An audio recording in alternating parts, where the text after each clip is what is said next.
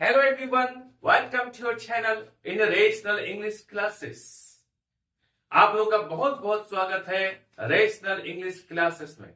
प्यारे बच्चों, आज हम लोग पढ़ेंगे सब्जेक्ट वर्ब एग्रीमेंट के बारे में। इसको हम लोग सिंटेक्स भी कहते हैं। सब्जेक्ट वर्ब एग्रीमेंट क्या है, इसका कैसे प्रयोग किया जाता है, इसके क्या रूल्स हैं, इसके बारे में हम लोग चर्चा करेंगे।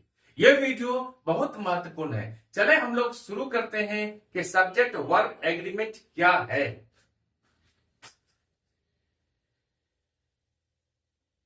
Subject verb agreement,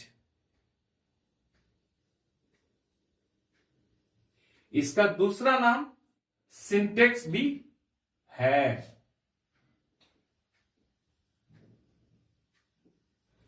subject verb agreement किसे कहते हैं? सब्जेक्ट वर्ब एग्रीमेंट में क्या होता है, कोई भी सब्जेक्ट अपने नंबर और पर्सन के अनुसार किसी वर्ब को लेता है। यानी जिस नंबर में सब्जेक्ट होगा, अगर वो सिंगुलर है तो वर्ब सिंगुलर होगा, अगर सब्जेक्ट प्लूरल है तो वर्ब भी प्लूरल होगा। सब्जेक्ट वर्ब एग्रीमेंट का अर्थ होता है कि कर्ता तथा क्रिया के बीच में तालमेल, सामंजस्य, एग्रीमेंट, समझौता। अगर दोनों में तालमेल गलत है तो सेंटेंस मेरा गलत हो जाएगा। फॉर्मूला है उसका SSPP। SSPP इसका अर्थ होता है यदि सिंगुलर सब्जेक्ट है तो वर्ब भी सिंगुलर होगा, अगर प्लूरल सब्जेक्ट है तो वर्ब भी प्लूरल होगा। अगर मेरा सब्जेक्ट सिंगुलर है और अगर वर्ब प्लूरल हो गया तो गलत हो जाएगा। यदि मेरा सब्जेक्ट प्लूरल है और वर्ब सिंगुलर हो जाएगा तो सेंटेंस गलत हो जाएगा। इसलिए हमेशा हम लोग को इस फॉर्मूला को देखना है, SSPP, singular subject singular verb. इस फॉर्मूला को हमेशा याद रखना है।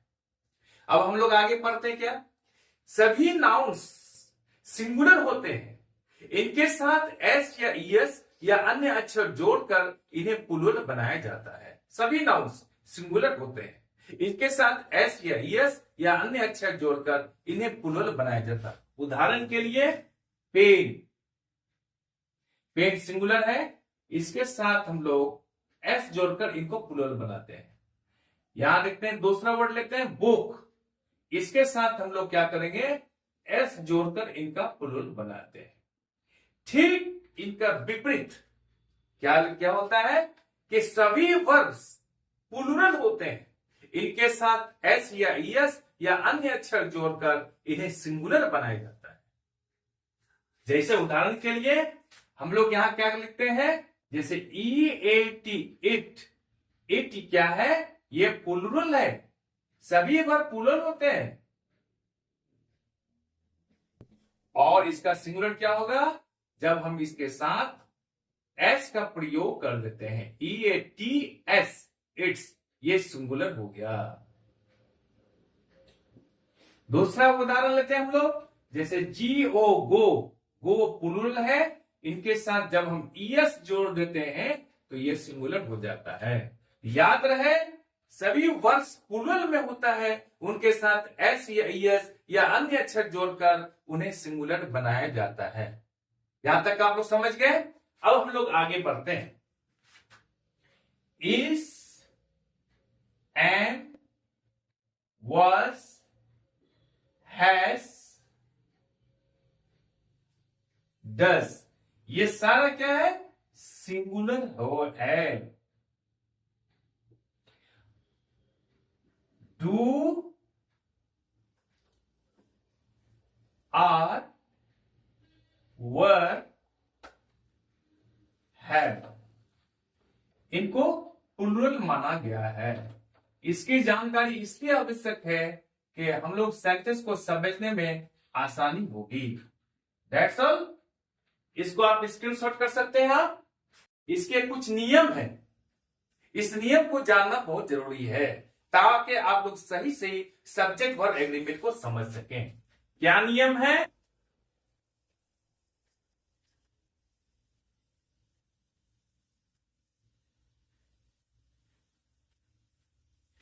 इसका पहला नियम है, यदि दो या दो से अधिक सिंगुलर सब्जेक्ट्स एंड से जुड़े हो, ए एंड डी, एंड से जुड़े हो, तो उसके साथ प्लूरल वर्ब का प्रयोग किया जाता है। उदाहरण के लिए, Mohan and Sohan are playing. एक सब्जेक्ट यहां मोहन है, दूसरा सब्जेक्ट यहां पर सोहन है, यहां पर एंड से जोड़ा गया इसको, इसलिए इसके साथ प्लूरल वर्ब का प्रयोग किया गया है।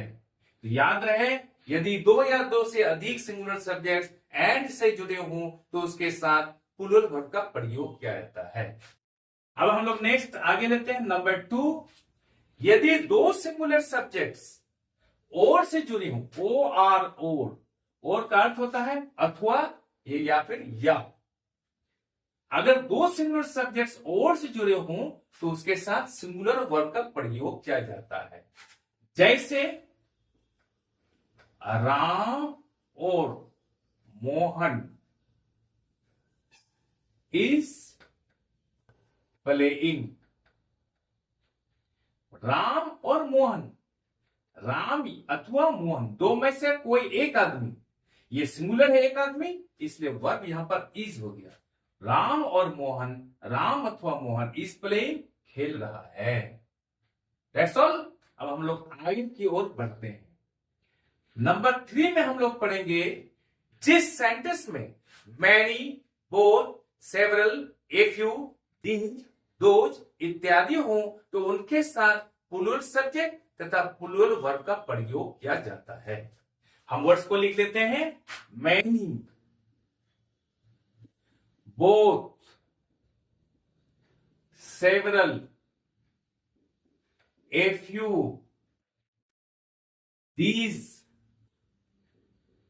दोज इत्यादि शब्दों के बाद क्या होता है, हमेशा प्लूरल सब्जेक्ट तथा प्लूरल वर्ब का प्रयोग किया जाता है।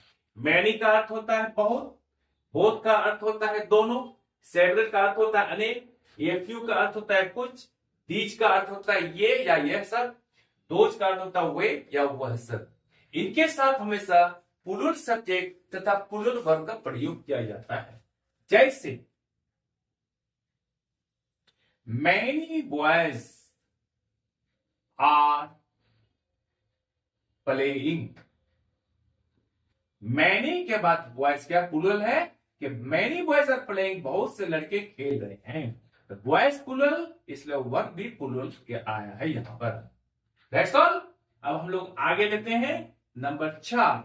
नंबर 4 में है कि ईच तथा एवरी के बाद सदा सिंगुलर काउंटेबल नाउन तथा सिंगुलर वर्ब का प्रयोग किया जाता है।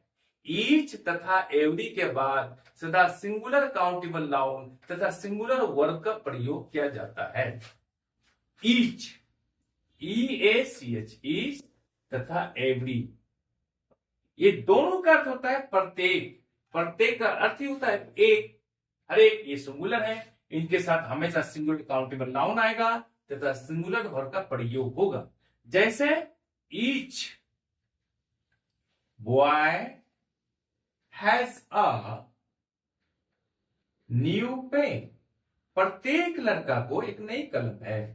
दूसरा उदाहरण लेते हैं, each girl has a new book, प्रत्येक लड़की को एक नई किताब है। That's all. Am I clear? आज हम लोग यहीं तक रखते हैं। आई एम श्योर कि वीडियो आपको अच्छी लगी होगी। आप लोग चैनल को लाइक और सब्सक्राइब कर दें ताकि हर आने वाला वीडियोस का नोटिफिकेशन आपको मिलता रहे। आप लोग स्वस्थ रहें, पढ़ते रहें, आगे बढ़ते रहें। बाय।